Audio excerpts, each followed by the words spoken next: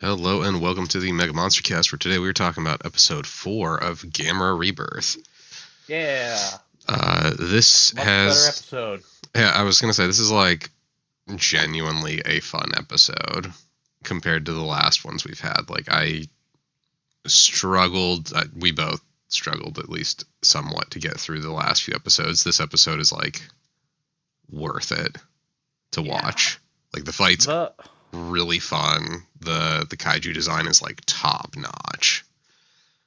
Yeah, and I have finally finished the series, and I can definitely say this last half is twice as good as the first half. Yeah, I was gonna say, like, it definitely felt like there was like a marked improvement between, like, even I said, like, the first episode was really slow and we spent too much time with the humans. The second episode was like better, but the third episode was a little better than the second episode. This is like the first one I can say I genuinely enjoyed.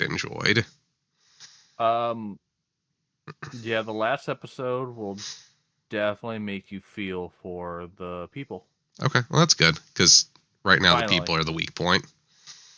Yeah, no, they're pretty strong there. I'll give it that. All right.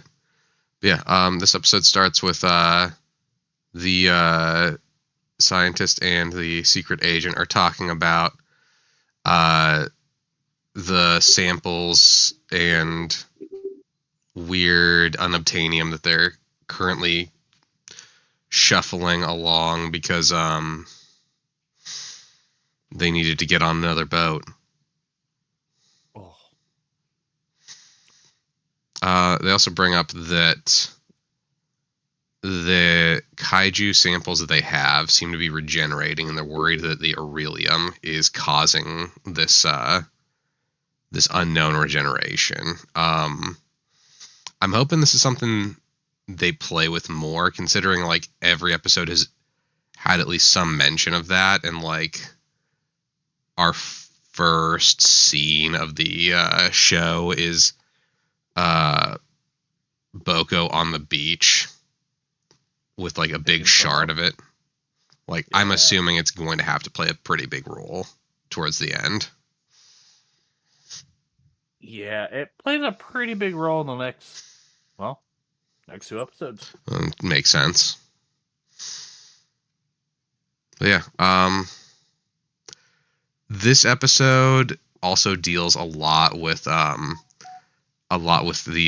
agent Tazaki, I want to say was his name, right?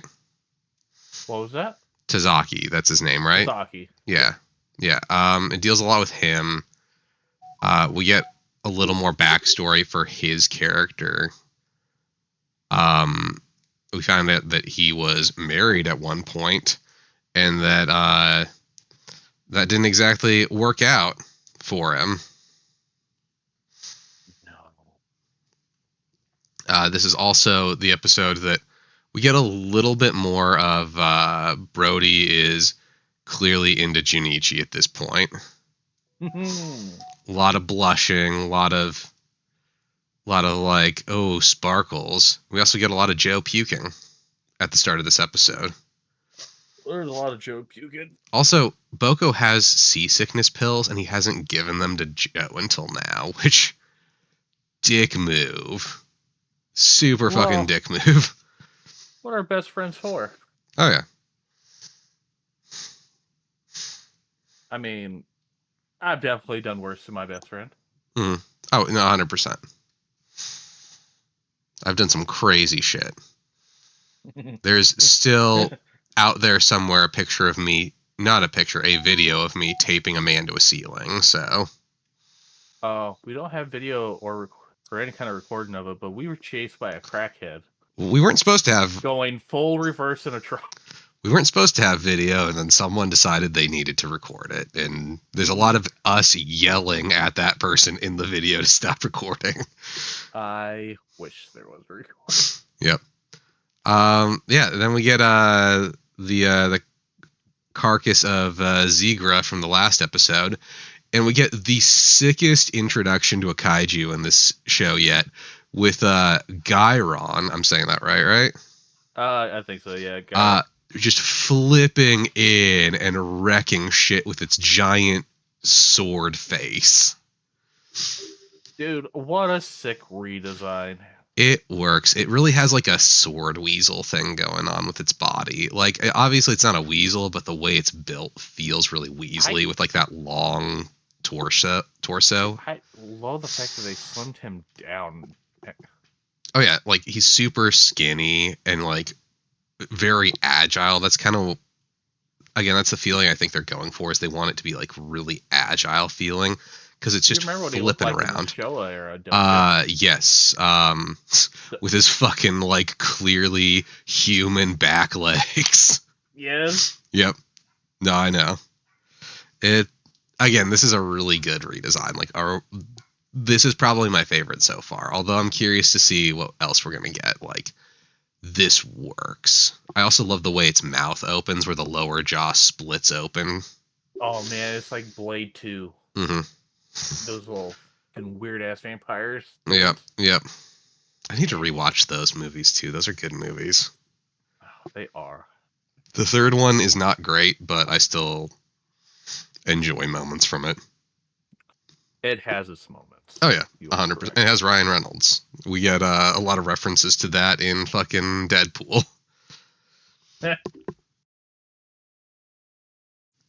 Yeah. So then, we also get our introduction sequence, which again, still not a fan of it. yeah, I mean, again, we've just had a lot of really good ones where they're not just like footage from the actual show. It's like actually like animated. And again, I feel like that's kind of an issue that I've noticed with some of, I'm not going to say all of, but some of the Netflix anime, is that they're not particularly creative with their openings. And it's not all of them, but it's some of them. Yeah. But yeah, whatever. I mean, again, this episode was genuinely good. That my biggest complaint is lame that we have that opening still. Also, like that Boko's mom's calling and it's like, "Hey, where's my son? An actual parent. Hey, my son is like, what's going on with him?" And the government's like, "Don't worry about it. Don't worry about it. Man, we can't tell you. Yeah, don't worry about this. This isn't your responsibility. It's ours. So kindly fuck off." Not your responsibility. Yeah, so then we get like a few other things. We get was it supposed to be, is it the prime minister or the president that we get? I believe it's the prime minister. Okay. Because the prime.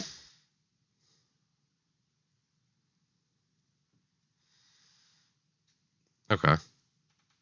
Awesome. Yeah, whatever. We also get Tank Man and Tank Girl again, and Tank Man's making more little origami. Again, I have to say it. Hmm. Two of some of the best characters so far, and will be later on too. That's good. Again, I feel like they're underutilized right now, so I'm happy that they get more utilization as time goes on. Because I feel like, do they? I feel like they're just there to set the groundwork for, like, we have some characters in the military who aren't like the higher ups that we can see, and I'm sure that's like, I was sure they were going to pay off that in some way, but it's good to know they're going to. Yeah, honestly, just give me a show about them. I mean, yeah. Although that wouldn't work for Gamera because he's only the friend of children. You just see him in the background on occasion. Yep. No, at that point we'd get like a Rodan show, which I'd be down for too. Oh. Yeah, they're the main characters of the Rodan show that is like happening off screen. Hell yes. And in that show, every now and then we get like glimpses of Boko. Honestly, I wouldn't be too surprised if that happens. Although I don't know how well this show did, so I don't know if they would be willing to. It did very poorly. Yeah, that makes sense. It was supposed to get a season 2. Mm-hmm. They leave it up for a season 2, It's just not going to and happen. it's never gonna happen. That makes sense. I mean, the manga exists though, so we can, if you're really curious about it, you can read the manga. But anyway, we get some more techno babble bullshit. So I will say though, since there won't be a season 2, Mhm. don't watch the second after credit scene. I mean, I'm still going to, but whatever. I'll if it entices me enough, I'll fucking read the manga. Ah, true. Yeah, this is also the episode where we get a lot of friction between Boko and Joe because Boko Ooh. has a lot of faith in Gamera, and Joe's like, listen, we're going to get killed by these things. The correct response, 90% of the time. Most reasonable right now. Oh, yeah. No, like, Joe's like, listen, so many people have died. We could die too. I get, like, we've been lucky and Gamera keeps showing up for us. Eventually, one of us is going to die. We can't just assume that Gamera is going to show up every time. And if he shows up every time, Gamera's gotten hurt plenty of times. What if he dies the next time? Oh boy, does he get hurt. Uh-huh. But yeah, we also get like a little bit of like Tazaki talking to the Foundation. I feel like those are some of the slower scenes we get in this show. Yeah. Again, it's not bad, it's just kind of slow.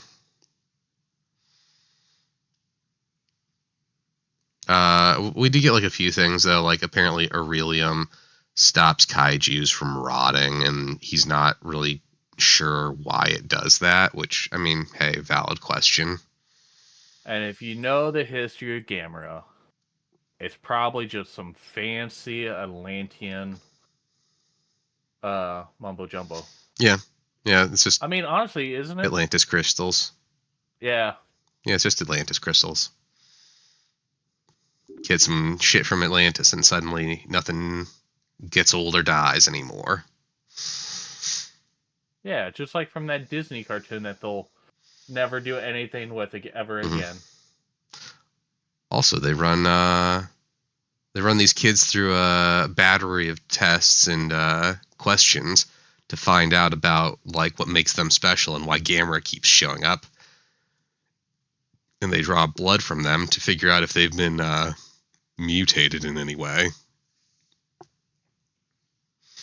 It's not what they say, but it's what they're doing. Oh, absolutely. There's going to be something wrong with one of them.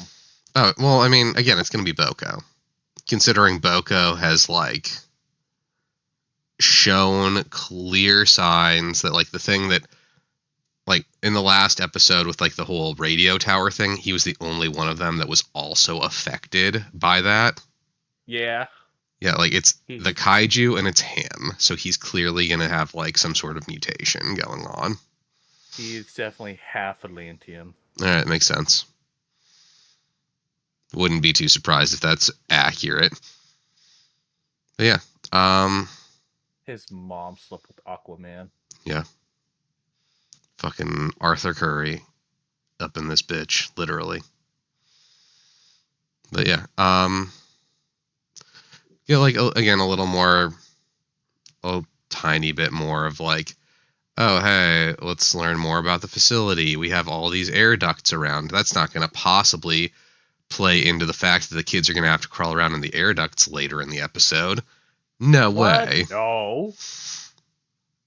And then we get called foreshadowing. One of the coolest shots in the show where they're going down the fucking elevator. Yes. Oh, God, that looks so sick. Like, so they get down the elevator, they're going down the elevator, and they see a kaiju in a seeming stasis. Yeah, do you know that? This is the first kaiju that the Foundation found Virus. Virus. Yeah. We're gonna get some more fucking aquatic kaiju on aquatic kaiju violence. Oh. If only. Is that the thing that... Do they hint at that at the end of the season and it just doesn't happen? Is that what that twist is going to be? I wish. I wish. All right, well... I'll learn about that soon enough. That's true. Hey. So yeah, we find out that Virus is apparently special in that it's not breaking down and it's mummified. And it's like 100,000 years old. Yep. For some reason, it is holding up where everything else just decays rapidly. Again, couldn't possibly be important later on. Might not be, considering what Josh said, but I'm hoping that it pays off in some meaningful way. Also, all the kids are really psyched because they get to play some video games, and it's the 80s, so it's probably some fucking Atari. I was like, it's Pong. Yep. Oh, my mom confiscated this from me. Well, why did she confiscate it from you? Well, it's because it's because she didn't want me to play fucking Minesweeper.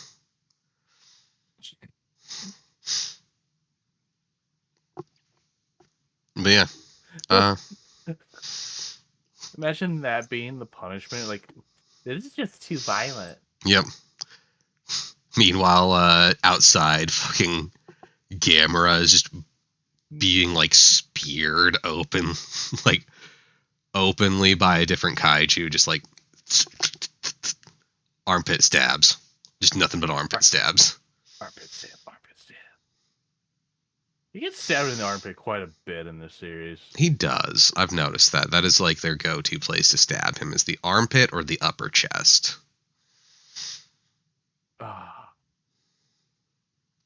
Can't just be a leg or something. Yeah. But yeah, now Joe's getting super paranoid. He's like, hey, they gave us all this cool shit because they're gonna, like... kill us. They're gonna, like, do experiments on us. All the food's gotta be drugged. They're giving us everything so we can drop our guard. They're gonna probe us or some bullshit, and I don't want to be here anymore. What's wrong with the probing? Yep.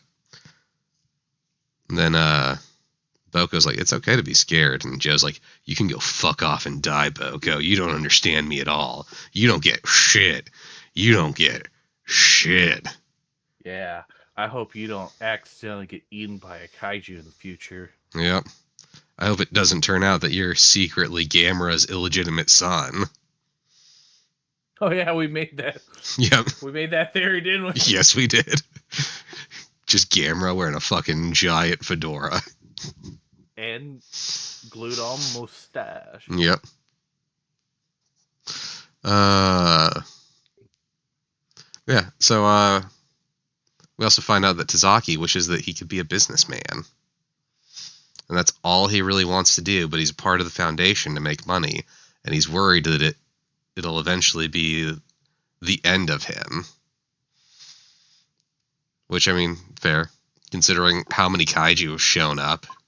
Very fair that you're worried that this is going to just be how your life ends, being a part of this system. Chances are your life will end regardless because of kaiju. Yeah, in this world, you're either fucked or you're fucked. Yep. We get a little bit about his backstory about, like, his dad, too. That his dad had, like, a failed business. And that Tazaki has a failed marriage, like I mentioned earlier. Just like a lot of, like, loss in Tazaki's background. I wonder if they're going to set up that he's going to get into, like, a pseudo love interest thing with the scientist, because she's the only other adult that he interacts with regularly. Man, they do stuff to him that I never would have thought of. All right, I'm excited for it. And then we get the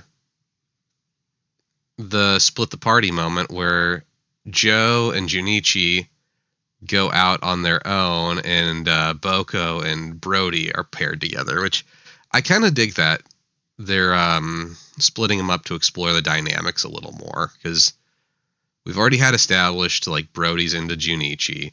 We've already established kind of like the brotherly relationship between Joe and Boko, which is being tested this episode. It's kind of cool that they're splitting those two pairings up so that we can explore some of the other dynamics, like Boko and Brody, Junichi and Joe. Let's see how those pairs work. So, Junichi and Joe go walking around in the air vents, leaving Brody and Boko alone. Also, I just noticed that it's J and J and B and B this episode. Oh my god, it is. Yep. Yeah, as I was saying their names over and over, I'm like, wait, fuck, that's why they paired them off this way. It wasn't for the dynamic, it was just so they can make a BB joke. Yep. Yeah. Also, I could have sworn that Janiki went before Joe, and then they switched places in the vent, but I was wrong. Yeah. Yeah, no, Joe definitely gets in first. I feel like Joe is the type of person who wouldn't let someone get in ahead of him, though. Yeah. Like, the only way it would have happened is if Brody, like, was the one going with him, and then maybe they would have clashed over it. I think Junichi just, like, immediately let Joe do whatever he wanted. And Brody's getting super self-conscious about the idea of those two being alone in the vents together, because he's all into Junichi now. Also, Brody couldn't fit in the vent. He's too broad. He is fairly broad. I feel like he probably could, considering like how much space there is around them. But I feel like he'd be like a little uncomfortable. Like, there's a lot of space in those air ducts, which is also kind of wild. Also, those air ducts are shockingly... Lean? I was going to say shockingly strong. Like, real talk, if you were in air ducts like that, those air ducts would, like, eventually... give. Yeah, like, you'd fall. But I also get we have to. It's aluminum, and they're just children. Mm-hmm. We also get an explanation for Joe and Boko's relationship, that Joe lost his little brother when he was a kid. Oh, that's not the part I was laughing about. Is it the fact that his dad is an alcoholic and Joe has to work in secret in order to have money to do things?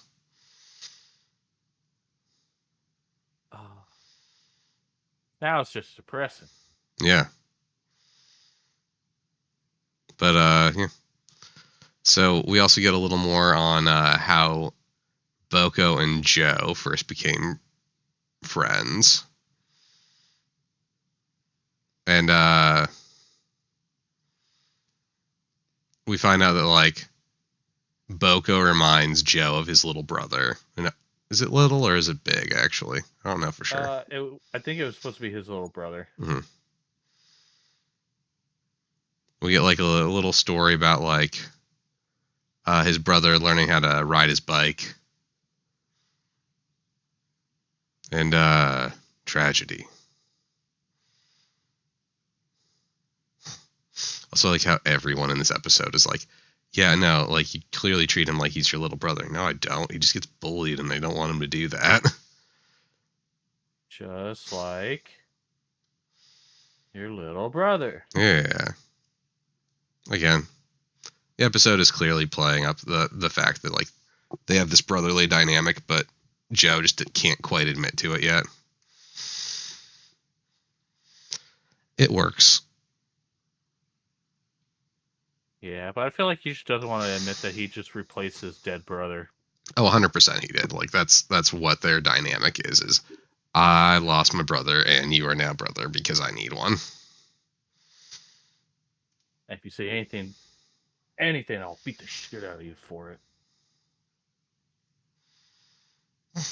Also, we talk a lot about Joe pissing himself. There's a lot of piss in this show. There is. Also, we get a flashback, and again, the characters look so good in this flashback where they're not 3D animated.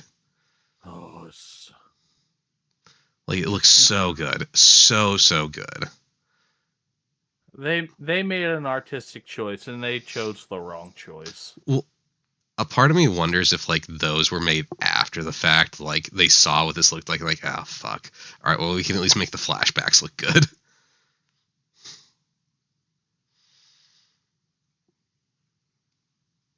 Because we get some weird choices. Like, no, you tore it up. I have to take it away. There's a moment where, like, we get, like, Boko and, Boko and Brody talking. There's like moments where like their teeth look like they're lit from the inside of their mouths. Oh yeah. Mm-hmm. But whatever. Then after all this climbing, Joe's like, let's just go back. Let's turn around. I don't know if I want to do this anymore.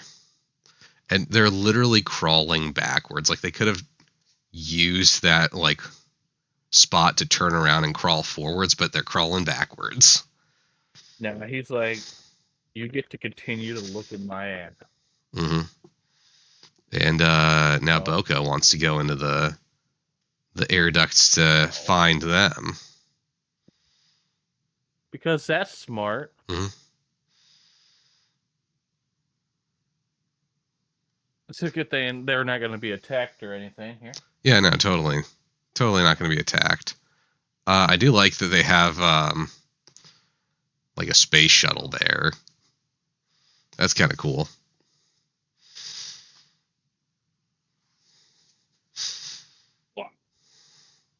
Because they're going to space, baby. Yep. Next episode, the boys are in space.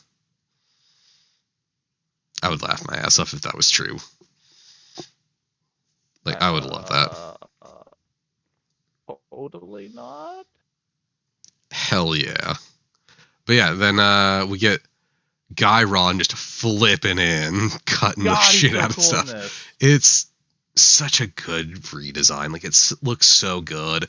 The way he moves, that, like, the flips, so clean. It's such a fun, creative choice for that Kaiju's design, and I just love it.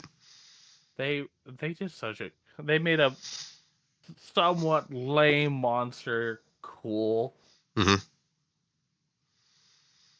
Like, again, honestly, this is a really slick redesign. I really like this. Like, if they brought this into other things, I'm hoping this is kind of the design they'd choose to use. Not saying they will, but it would be dope as fuck if they did. Yeah, instead of his old, like, slug with legs and a knife head. Mm-hmm. Like, honestly, I could see, as much as I don't like the Legendary movies, I could totally see this design being put in one of those. Oh, yeah, but instead we're going to get most likely Orga or Space Godzilla. Godzilla I'll be happy about, but it looks like they might go Orga. Yeah. That I won't be happy with. I mean, that movie sucked. I also just think I think the Legendary movies are hot garbage in terms of, like, the way they look. King of the Monsters looked like a fucking B movie. I'm gonna say it. It looked like a B movie. Some of those scenes looked fucking awful. Yeah. But they really improved it with the last one. Mm-hmm. Anyway, we get, like, heart-to-hearts on, like, keeping Tazaki on because he's the only one that Emiko can trust. And then Brody's dad's like, we gotta scramble the troops. Yeah, we gotta kill this entire oil rig here that they're on. Yep. Oh god, my son is out there being attacked by a kaiju again. God damn it. Kill the son. I mean, at this point, I feel like he would have to ask, is my son the reason why this keeps happening? Ah, God. I'm sorry. If I'm I getting. had a nickel for every time my son was in danger because of a kaiju Mhm. attack, Also, did you I notice? have 4 nickels now? Yeah. 5. No. Well, yeah, 4-ish. 5 kaiju, but 4 attacks. Also, did you notice that the spines on Gyron's back are saw teeth?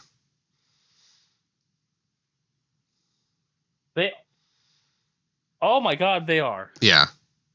Yeah, so it has more cutting surface. Again, a little touch like that I really appreciate.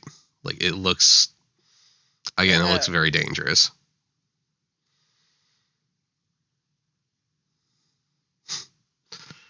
Then Tazaki realizes, oh, this thing's looking for something. That's not good. This thing must be intelligent. Roro Raggy. It's from Atlantis. Fuck. I would laugh my ass off if it was from Atlantis. I know it's not, but it would be funny if it was. Unless it is. Ooh. I will always believe everything is from Atlantis in the Gamera series. Fair. That's a safe assumption. Nothing they say can change that. Drop it. Again, safe assumption. No. You tore it. You broke it. Yeah, so, then Emiko is trapped underneath some debris, and Gyron is literally staring into her fucking soul for a second. Do I kill you now or later? I'm gonna leave you here so you can struggle. And then Joe is also trapped. And the other boys in the fancy suite are also stuck. He does so many unnecessary flips. Yeah, but it's like there for style points. You know they were like, this looks cool when he flips. Let's do this all the time. God, yeah. Like, it looks so good compared to some of the other stuff they've done. I am here for it.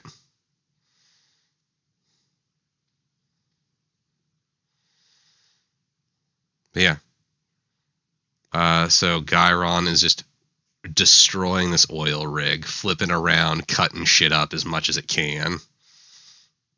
Joe and Junichi fall into the fall into a laboratory that has been destroyed. Boop, boop, boop, boop, boop, boop, boop. And we can see like the building's been destroyed. There's giant chunks out of it. It's clearly been attacked before. And they figure out that the Aurelium storage is there, but it's empty now.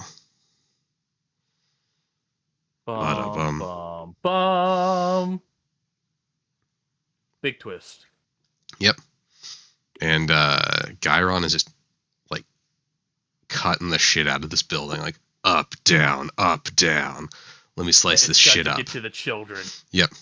I'm gonna slice this shit up so I can maybe crush Brody and Boca with some debris from just the impact shock. And then Gyron moves forward and we see him look at their fucking souls too. Boy, does he. He moves just far enough just to stare in there. Yep. Well, he stares in there, then he takes another step, then he stares in again. He's like, you're the child I've been looking for. Yep, and then Fireball, and now it's Gamera time. Yeah, coming and flying like the little turtle jet he is. Yep. I love the way he lands, where he's like pointed straight up and then just descends. Just hovers down. Yep. We get another sick-ass fight. Yeah, it's actually one... This probably is the strongest fight in the series. I kind of wondered, because Gyron, again, the way he moves is really good, and this fight is very good. I was wondering if this is the best one. Yeah. Because I couldn't really see a whole lot topping this based off of what we'd gotten so far. Like, I also feel like this has more interesting action just because we're not getting all the same stuff that we got. Like, we get, like, oh, let's stab Gamera with, like, a tail attack. Oh, let's stab him with, like, a different tail attack. Oh, let's gouge him with the claws. And instead, this one's like, no, I'm just going to slice the shit out of you. I'm a scary knife face. I've got a scary knife face. I'm just going to cut the shit out of you. I'm going to flip around and cut you. Like, it is so fucking fast. Yeah. Also, he's got like the coolest fucking railgun attack. Oh, yeah.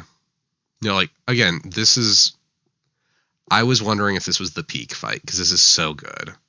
This is peak fight. Yeah, we also get... like, the next fight is good, but this is peak. Okay. Yeah, I could see it. Like, honestly, a kaiju they should probably use more. Like, this has a lot of potential, and I don't think it's fully utilized. No, that they didn't even use it in the Heisei era.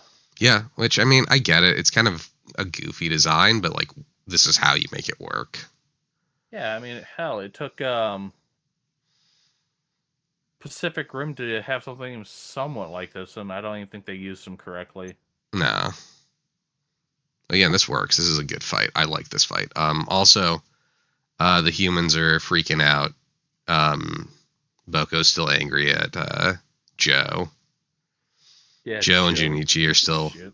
Yeah, Joe and Junichi are still in the science office place.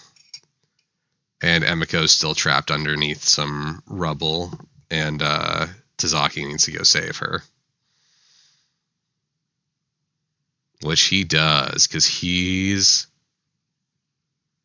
a badass this episode. Last episode, he had panic attacks all the time, and this time, he's a badass. Hell yeah, he is. Talk about character development over the course of an episode. Like half an episode. Yep. We also get him talking about his ex-wife again. Oh, God. Get it, you're depressed. My ex-wife left me. Tell me you won't leave me. I need this. I need a win right now, and you're the only woman that's nice to me right now. Please, please tell me you're not going to leave me. Mr. Tazaki, you were never married. You wake up. Yep. Turns out he's just in a psych ward. Mm-hmm. He stripped all the kaiju stuff up. Yep. So I will say, I love this railgun thing, but I think this is probably the least effective energy attack we've gotten in the show so far. The fact that it takes 5 minutes to charge up one single shot. No, because he does like 4 shots in a row. Or I just think that he's taking his own spines. I think some of it's that, but I think it's also just it doesn't do a whole lot of damage to Gamera. Like it's super dangerous to the humans, but it doesn't do a whole lot of damage to him. Like I dig this attack. I think it's cool, but like, does Gamera get hurt by this attack at all? Yeah, he I mean the face. To the eye. Yeah, to the face, but like that's like the 7th one that was fired at him. Well, just saying. His shell got scratched. Got scratched real good. Yeah. Again, I'm just saying, like, I feel like this is a less than effective attack for the most part. And besides the eye shot, the only one that really does anything is the one that almost kills Boko, and even that's not big. Like, it's the fact, like, if anything, again, it's his flippy attacks that do more, considering he fucking cuts off Gamera's arm. And a sick flip. Mm-hmm. And another tie that Boko and Gamera are connected. Yep, because now... Which I wish they would have gone far enough to where his arm just popped off. See, I think that would have been interesting. I don't know how well that would have translated to this anime.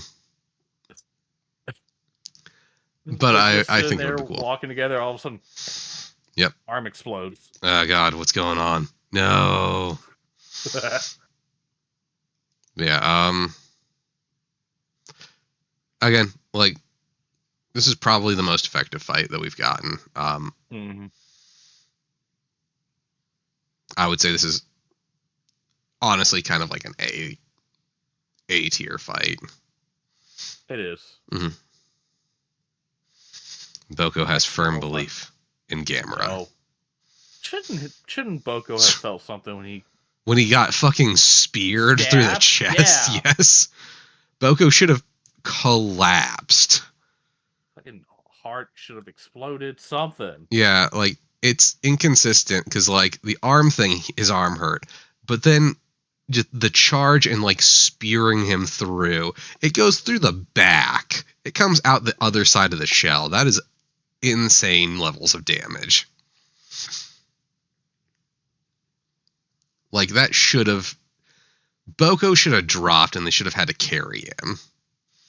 Gamera was, like, severely injured. Gamera dropped, Boko should have dropped.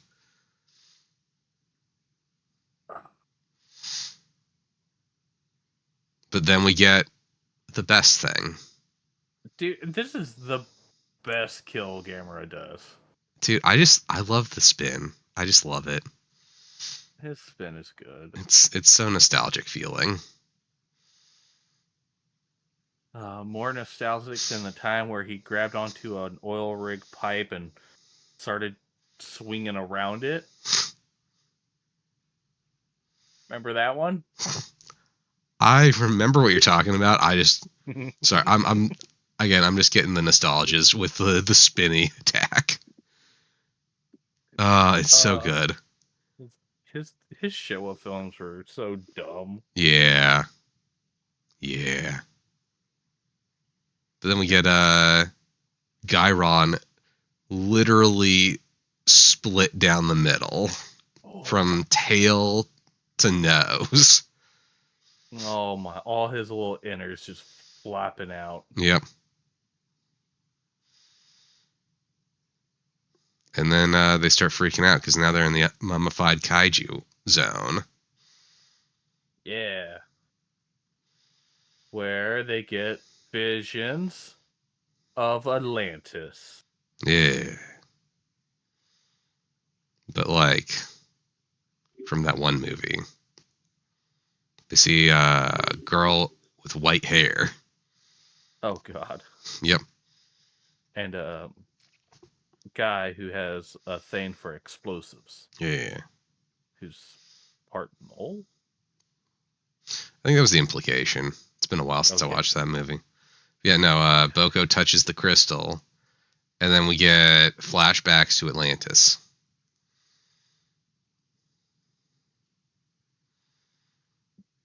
And, that's how we end it. Yeah.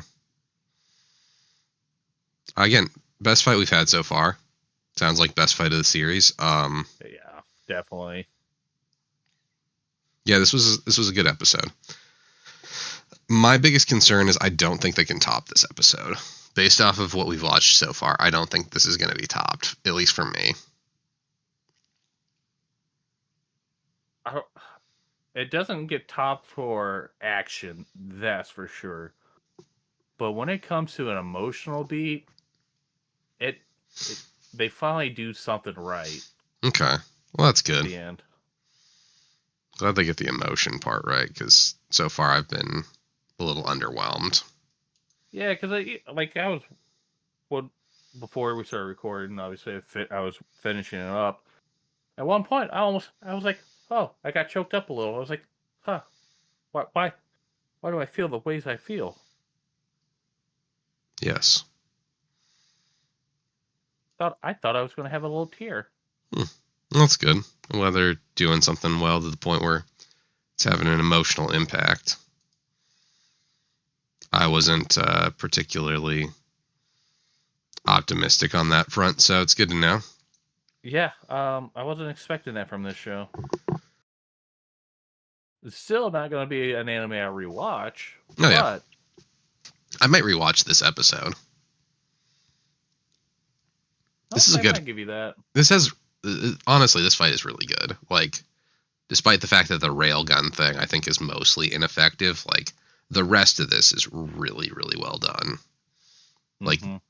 the whole cutting off Gamera's arm thing, like adding stakes to that fight. Like this is the highest stakes fight for Gamera. Gamera again gets impaled. Like this was a really good fight. Yeah. Well, there's so many references here from this point on to Heisei era, I believe it. Yeah, and that gave me some feels. I'm looking forward to it. Again, 2 more episodes, and then we say goodbye to this one, and we start a new series, which we are still trying to decide which one we're gonna watch. Hell yeah. Anyway, tune in next time where we watch The Moon is a Harsh Mistress. Bye-bye. That bitch.